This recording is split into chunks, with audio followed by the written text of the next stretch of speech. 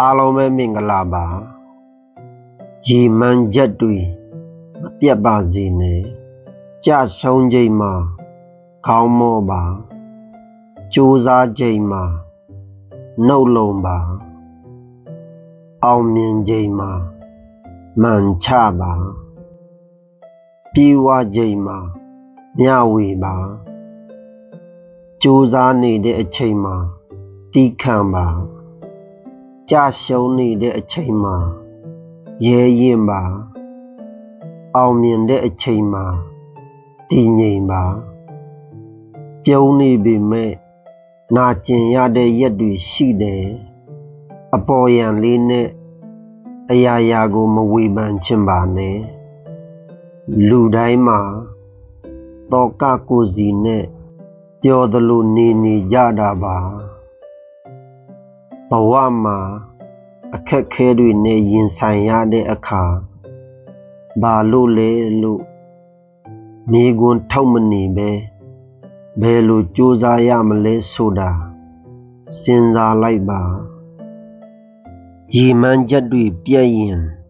ဘဝတစ်ခုလုံးပျက်စီးသွားနိုင်တယ်ဒါကြောင့်အခက်ခဲတွေနဲ့ဘယ်လိုပဲကြုံတွေ့နေပါစေရေမှန်းချက်တွေမပြတ်ပါစေနဲ့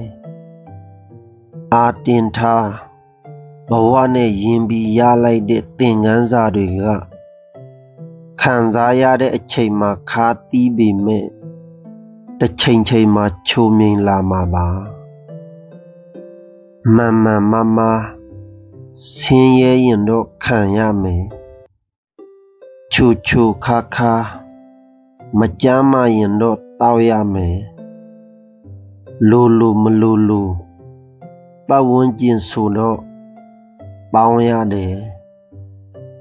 ကောင်းမကောင်းအလုပ်သဘောရတော့ပြုံးရတယ်မင်းဒုက္ခရောက်နေချိန်မှာဘယ်သူကိုမှအတနာမခံပါနဲ့ယုံထွက်နိုင်အောင်ကြိုးစားပါစိတ်ဓာတ်ကြတိုင်းဤစာကိုဖတ်ပါသင်ဘဝအတွက်ခွန်အားဖြစ်စေလိမ့်မယ်ကိုယ်တန်ဖိုးကိုနားမလည်တဲ့လူတွေကိုအချိန်ကုန်ခံမနေပါနဲ့ကိုယ့်ပေါ်မှာတန်ဖိုးထားတဲ့လူတွေကိုအချိန်ပေးရအောင်မယ်လူကိုမကြည့်နဲ့မုံကိုကြည့်ရုပ်ကိုမကြည့်နဲ့အလုပ်ကိုကြည့်အပြောမကြည့်နဲ့မနှောကိုကြည့်